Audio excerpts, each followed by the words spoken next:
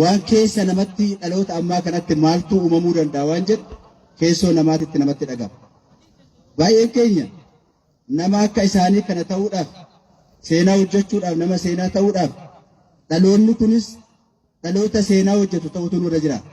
Akkuma isaan waan gaarii hojjetanii dabran, akkuma isaan saba isaaniitiin waan gaariidhaaf oolan iddoo jirrutti bakka jirrutti sodaa tokko malee waan nutti dhagame waan saba keenyaaf ta'u mana amantaa kamis yoo jiraanne yoo dubbanne guyyaa akkanaa kana itti farfamna, seenaanis itti nu yaadata.